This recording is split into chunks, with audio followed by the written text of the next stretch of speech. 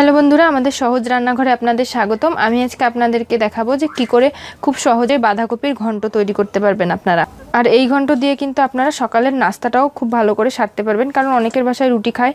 তাদের যদি এই বাঁধাকপির ঘন্ট রান্না করে খুব সহজেই, তাহলে রুটি দিয়েও খেতে পারবেন। তাহলে আসুন দেখে নেওয়া যাক এই রেসিপিটি কি কি উপকরণ লাগছে। আমি এখানে নিয়ে নিয়েছি হলুদ গুঁড়া, মরিচের গুঁড়া, লবণ পরিমাণ মতো। এখানে নিয়ে নিয়েছি গরম মশলা বাটা 1 চামচ, আদা বাটা 1 চামচ, জিরা বাটা 1 চামচ। আর এখানে বাঁধাকপি কেটে ধুয়ে নিয়েছি। পেঁয়াজ কুচি নিয়েছি 1 কাপ পরিমাণে। এখানে রসুন কুচি নিয়েছি। এখানে আলু কেটে নিয়েছি। এখানে মরিচ কুচি নিয়েছি আর কয়েকটা তেজপাতা নিয়েছি ফোড়নের জন্য। আর এখানে নিয়ে নিয়েছি 5 ফোড়ন। তাহলে আসুন দেখে নেওয়া যাক যে কী করে আপনারা এই বাঁধাকপির ঘন্টটা খুব সহজেই রান্না করতে পারবেন।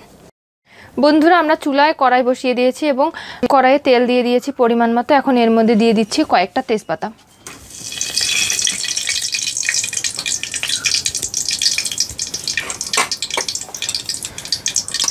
দিয়ে দিচ্ছি 5 ফোড়ন 1 চামচ পরিমাণে। এখন দিয়ে দিচ্ছি রসুন কুচি, দিয়ে দিচ্ছি পেঁয়াজ কুচি,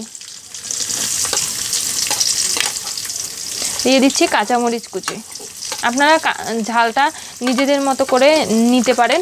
আমি এখানে আমার পরিমাণ মতো নিয়েছি, আপনারা চাইলে কম বেশিও করতে পারবেন। এখন এটাকে ভালো করে নেড়ে চেড়ে হালকা ব্রাউন কালার করে ভাজতে হবে। হালকা ব্রাউন কালার করে ভেজে নিতে হবে।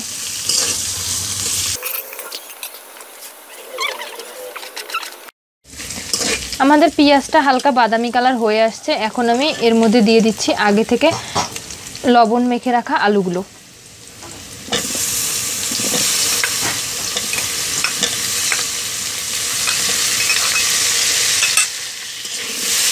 এখন এটাকে 2 মিনিট ধরে ভাজতে হবে আলুটাকে। এখন এই আলুর মধ্যে দিয়ে দিচ্ছি পরিমাণ মতো হলুদ গুঁড়া, দিয়ে দিচ্ছি লবণ। এখন ভালো করে নেড়ে চেড়ে 2 মিনিট ধরে ভাজতে হবে। হালকা ব্রাউন কালার করে ভাজতে হবে।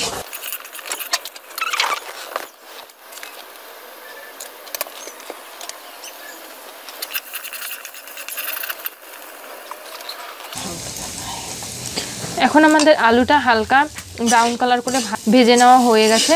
এখন আমরা এর মধ্যে দিয়ে দিচ্ছি বাঁধাকপিগুলো।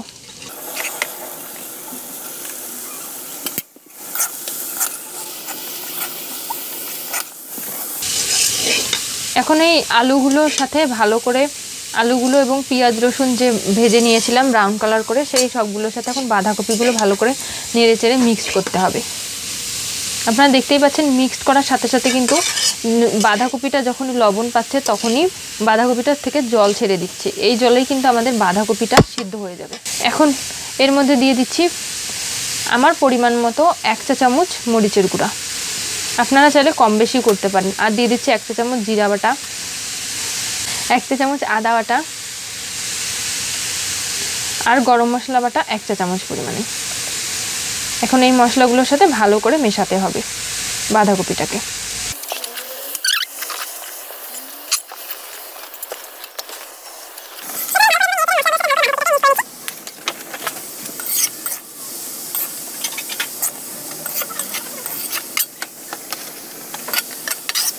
এখন আমি এর মধ্যে দিয়ে দিচ্ছি 1 কাপ পরিমাণে গরম পানি, যাতে করে আমার বাঁধাকপিটা সেদ্ধ হতে পারে তার জন্য।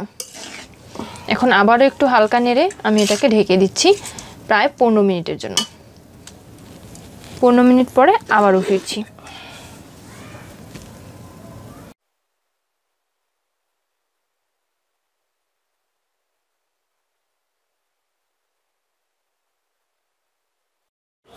আপনারা দেখতেই পাচ্ছেন আমার বাঁধাকপির কালারটা খুবই সুন্দর হয়েছে এবং ব্রাউন কালার হয়েছে।